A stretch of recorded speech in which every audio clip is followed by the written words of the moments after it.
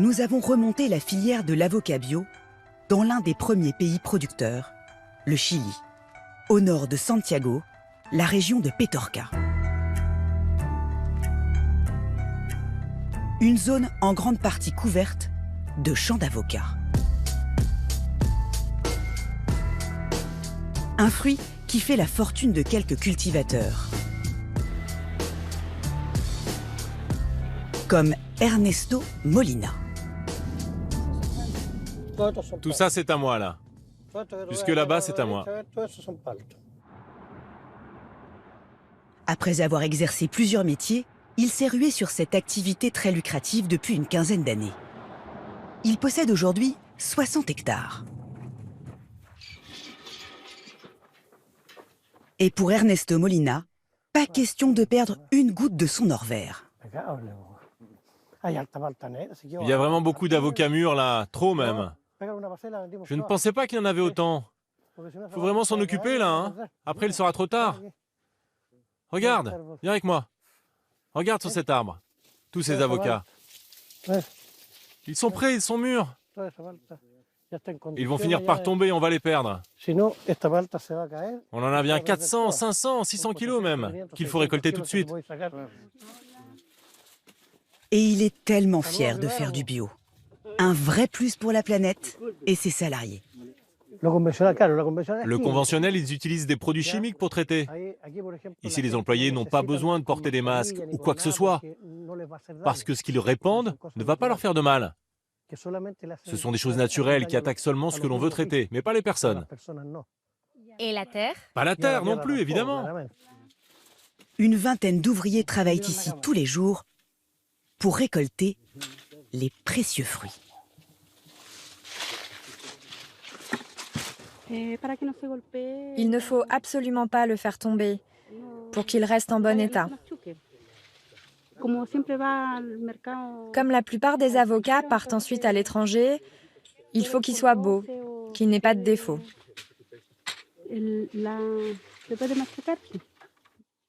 Ça, c'est pour la phase positive de l'avocat bio.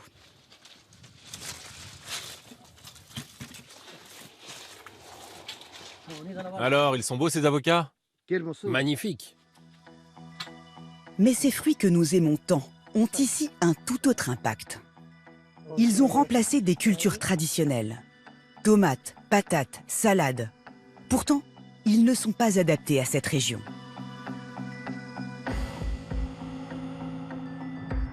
Car à l'origine, l'avocatier est un arbre tropical, originaire du Mexique et du Guatemala. Là-bas, il pleut beaucoup, 6 fois plus qu'ici en moyenne. Résultat, pour arroser les avocats, les riches cultivateurs chiliens creusent jusqu'à 70 mètres pour trouver l'eau qui est stockée dans ces grands réservoirs à ciel ouvert.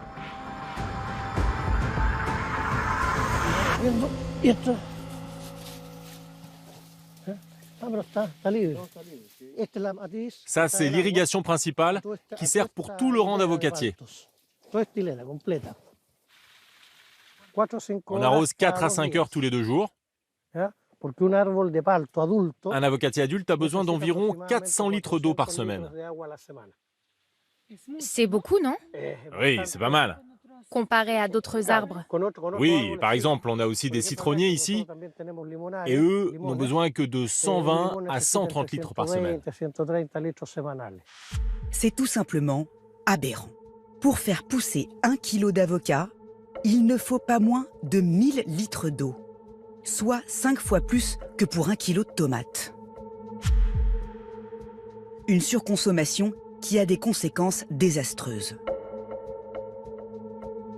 À quelques centaines de mètres, ce qui ressemble aujourd'hui à un large chemin de terre était encore il y a peu un grand fleuve. Un spectacle désespérant pour les habitants de la région. Si vous regardez autour de vous, il n'y a plus rien. Maintenant, ce n'est plus qu'une étendue déserte, sèche, sans vie. Il n'y a plus une seule goutte d'eau. Rodrigo Mundaca peine à y croire. Un désert a remplacé ce qui, autrefois, était un lieu de vie très apprécié. Ici, c'était un espace de jeu. Les gens s'amusaient. Je me souviens, on se baignait l'été. On adorait ça quand on était enfant. Rodrigo et René ont créé une association pour dénoncer cette catastrophe. Et selon eux, le coupable est à 2 pas. Ce sont toutes ces cultures d'avocats. Tout ça, la sécheresse, c'est à cause de ces pratiques absurdes. Ici, il a été décidé que cette région deviendrait la première productrice d'avocats du pays. Et ce sont ces avocats qui assèchent nos rivières et notre territoire. Une responsabilité dont ne veulent pas entendre parler les producteurs, qu'ils soient conventionnels ou bio, comme Ernesto Molina. Non, vous mélangez tout là. Ce n'est pas ça l'histoire. Écoutez, l'eau, comme toutes les ressources naturelles, bon, s'il pleuvait, nous n'aurions pas de problème d'eau. C'est juste que ces dernières années, avec le changement climatique, nous manquons d'eau. Donc les avocats n'ont rien à voir avec la sécheresse, selon vous? Non, absolument rien. C'est simplement la nature.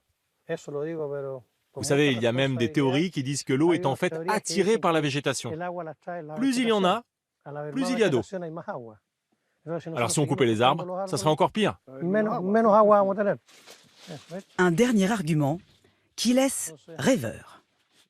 Toujours est-il que ces exploitations consomment chaque année des millions de litres d'eau.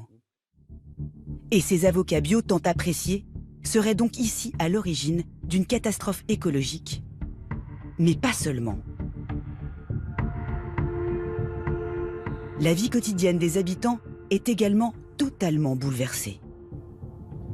Dorénavant, tout le monde dépend de ce camion-citerne rempli d'eau qui parcourt la campagne 2 fois par semaine. Je dois remplir le jour et l'heure? Oui, c'est bien ça. Et où est-ce que je signe? Pour Rosalba Quiros, à chaque fois, son arrivée est un soulagement. Parfois, on se retrouve sans eau. Alors quand le camion arrive, on est rassuré. On sait que la cuve va être remplie. Là, on est vendredi, du coup, on va pouvoir être tranquille tout le week-end. Cette grande cuve alimente une dizaine de maisons aux alentours. Mais cette eau potable, fournie gratuitement par la mairie, est rationnée. 50 litres d'eau par jour et par personne. Pas une goutte de plus. On a tout perdu et maintenant on est dépendant de ce camion-citerne. Voilà. À cause des avocats, le quotidien de cette famille a été bouleversé.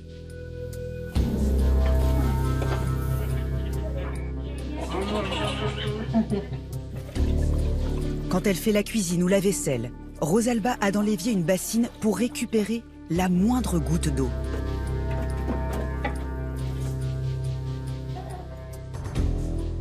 L'eau usagée est systématiquement réutilisée. Ici, on a de l'origan qu'on utilise pour la cuisine, du romarin et un pêcher qu'on arrose que comme ça, avec de l'eau récupérée. Dans la salle de bain, la douche est devenue inutilisable. Maintenant, on chauffe de l'eau dans la cuisine, on la porte dans un seau et on se lave avec ce récipient.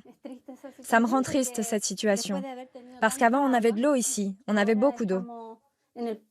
C'est pas normal de vivre comme ça.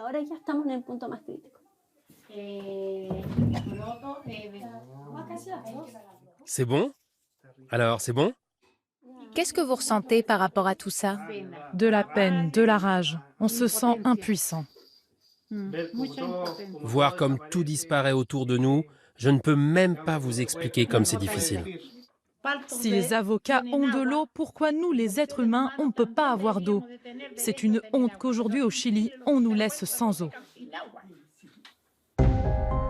Il y a encore quelques années, la famille ne manquait de rien. Roberto, le mari de Rosalba, cultivait un potager. On avait des arbres fruitiers, des amandiers, partout là-bas. À 2 pas, les exploitations d'avocats bio, elles, sont bien luxuriantes. Et les dégâts de ce fruit tellement à la mode ne s'arrêtent pas là. Embarqué tout près, à Valparaiso, Il va parcourir à bord de ces porte-conteneurs 15 000 km pour rejoindre les rayons de nos supermarchés. Avec la pollution que cela provoque.